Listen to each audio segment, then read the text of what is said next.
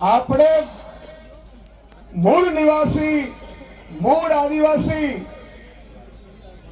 અને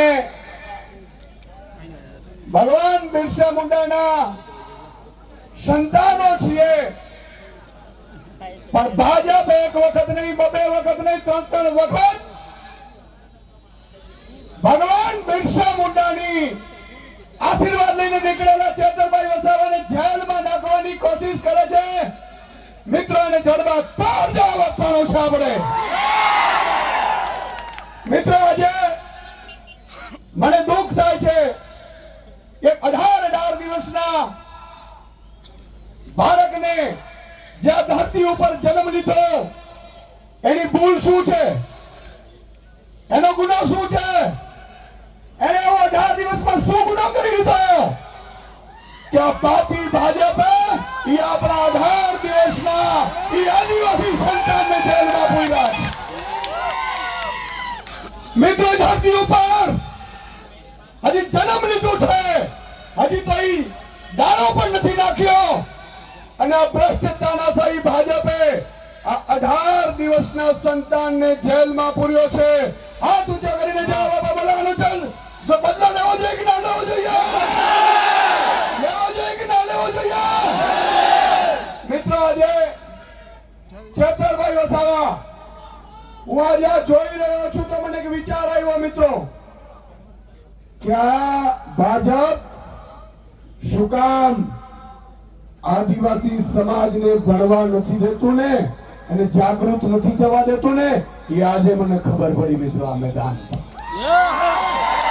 આજે જ્યાં દૂર દૂર સુધી જાઉં છું મિત્રો મને આજે અહેસાસ થયો કે જો એક ચેતર વસાવા જો ભણી ગણી હોશિયાર થઈ ધારાસભ્ય બની અને જો ભાજપની ઊંઘ હરામ કરી દેતા હોય તો આ લાખ આદિવાસી યુવાનો તો આ ભાજપને મૂળિયા હોતા ઉખાડી નાખે એટલી તાકાત ધરાવે. પણ મિત્રો આજે હું આભાર માનું છું ભીમ આર્મીના ચીફને વિનયજીને જેઓ અહીંયા પધાર્યા છે. માનનીય અનંતભાઈ માટે એક વાર તાળીઓ થઈ જાય પધાર્યા છે. માનનીય ગોપાલભાઈ ઇટાલિયા, માનનીય મનોજભાઈ, માનનીય ટાઈગર સેનામાંથી આવેલા છે. મિત્રો આપણે નામી કેટલાય આગેવાનો પણ અહીંયા પધારેલા છે. મિત્રો આપણે એકતા બતાડવાની છે. તમે વિચાર કરો, હમણાં અમે ગાડીમાં આવતા હતા ત્યારે ગોપાલભાઈ ને મનોજભાઈએ કીધું કે સુદાનભાઈ હજી તો યુવાનો પીઠા ગ્રાઉન્ડમાં ભેગા થયા અને બાળકને જામીન આપવા ભાજપે નામવું પડ્યું છે. તમે કલ્પના કરો આપણી એકતાની તાકાત. હું ગઈકાલે વર્ષાબેન ને મળ્યો હતો, અમે ઘરે બેઠા હતા. વર્ષાબેન ને કીધું વર્ષાબેન મોડા તો નથી પડ્યા કારણ કે તમારા ઉપર આખું આજે વજન આવી પડ્યું છે. ચેતરભાઈ ને જેલમાં નાખ્યા, એમના પરિવારને જેલમાં નાખ્યા. વર્ષાબેન ને કીધું કે તમારે ચિંતા કરવાની જરૂર નથી. એક એક આમ આદમીનો સૈનિક એક ભાઈ તરીકે તમારી સાથે ઉભો છે. મિત્રો આજે બેન ને ઢીલા નથી પડવા દેવાના અને તમારું આ સમર્થન બતાવે છે કે આજે આ 18 દિવસનું બાળક ભલે આજે જેલમાંથી બહાર આવી જશે પણ મને ખાતરી છે કે આ ધરતી ઉપર બીજો ચેતર વસાવા પેદા થઈ જશે. ચેતરભાઈ વસાવા સાહેબ આદિવાસી સમાજને જાગૃત કરતા હતા. એનો ગુનો શું હતો? ચેતરભાઈ નો ગુનો એ હતો મિત્રો કે જળ જંગલ જમીન મુદ્દે મને સરકારની સામે બાથ પીડી. આદિવાસી સમાજના દાખલાઓ સામે જે રીતે ગડબડ ચાલતી હતી એ મામલે અવાજ ઉઠાવ્યો, શિષ્યવૃત્તિના મુદ્દા ઉઠાવ્યા. અને મિત્રો અનંતભાઈ અને ચેતરભાઈ ને મને ખબર છે આ લોકો ઉપર શું કામ પ્રહાર કરે છે ખબર છે? આજે હું ખુલાસો કરવા જઈ રહ્યો છું. બધા લોકો રેકોર્ડિંગ કરી લેજો મિત્રો. આ ખૂબ અગત્યનો ખુલાસો છે કે ચેતરભાઈ વસાવા જ્યાં સુધી આ ધરતી ઉપર મોટી કંપનીઓની તાકાત નથી કે ભાજપ જંગલની જમીનો પડાવી શકે।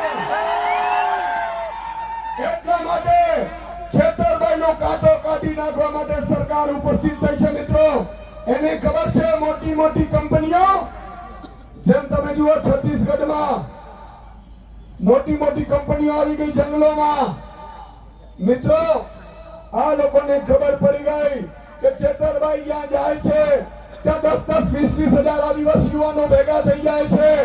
છેતરબાઈ કહે છે એ વાત માને છે, અને એટલા માટે જ મોટી મોટી કંપનીઓને જો લાવવી હોય, જંગલો ઉપર પોલીસ ઉતારીને તમને ભગાડવા હોય તો તમારી એકતાને તોડવી પડે। પણ આજે ભાજપ સમજી ગઈ હશે કે મારો આદિવાસી સમાજ 1 લાખની સંખ્યામાં ઉપસ્થિત થયો છે। મિત્રો, આજે ખરેખર છેતરબાઈ જેલમાં એને એમ થતું હશે કે ભલે હું જેલમાં ગયો, મારા સમાજ માટે ગયો, મારી સમાજની જળ જંગલ જમીનના મુદ્દે ગયો, પણ મિત્રો આજે આ સંખ્યાના ફોટા જ્યારે બીજે દિવસે છેતરબાઈ વસાવા છાપામાં જોશે જેલમાં, ત્યારે એની છાતી ગજગજ ફૂલાશે। અને એની ખાતરી આપવા આવ્યો છું મિત્રો, છેતરબાઈ એકલા નથી, આ આખી ટાઈગરની સેના એની સાથે છે। અને હું ખાતરી આપું છું કે છેતરબાઈને વધારે સમય જેલમાં નહીં રહેવા દઈએ।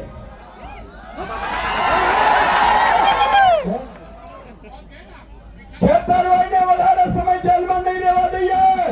મિત્રો, તમે જોયું હશે આજે ડ્રગ્સ પેડલરો એટલો ડ્રગ્સ વેચે છે, કોઈને સજા નથી થઈ, બળાત્કારીઓ, હત્યાઓ। મને કાલે જ કેટલા આગેવાનો કહેતા હતા, મને કે સાહેબ ભાજપના એક નેતા તો વનકર્મીને બેઠે બેઠે મારેલ છે, છતાં એના ઉપર સજા નથી થઈ। વાત સાચી છે? મિત્રો, કારણ કે છેતર વસાવા તમારો અવાજ બને છે, તમારી સાથે ઉભો રહે છે, એટલા માટે એને દબાવવામાં આવે છે। બોલો, એમની સાથે છો તમે? એમની સાથે છો? તો આટલે હું ખાતરી આપું છું કે છેક સુધી સુદાનભાઈ ગઢવી હોય, ગોપાલ ઇટાલિયા હોય, યુવરાજસિંહ હોય, મનોજ સોરઠિયા હોય કે આ ટીમ હોય, છેલ્લા શ્વાસ સુધી અમે તમારી સાથે છીએ।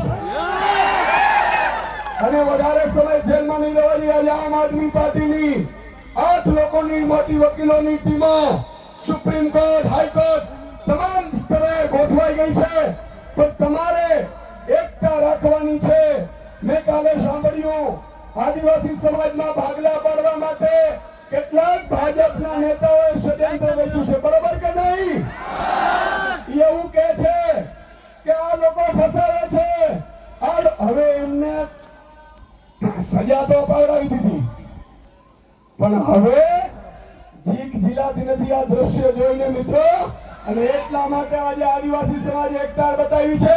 છેલ્લે એક નારો બોલાવીશું જોરદાર, એ આપણા એકતાનો સંદેશ હશે। ન ગુજરાત પરંતુ દિલ્હી સુધી જવું છે, અને એક દિવસ હું આપને ખાતરી આપું છું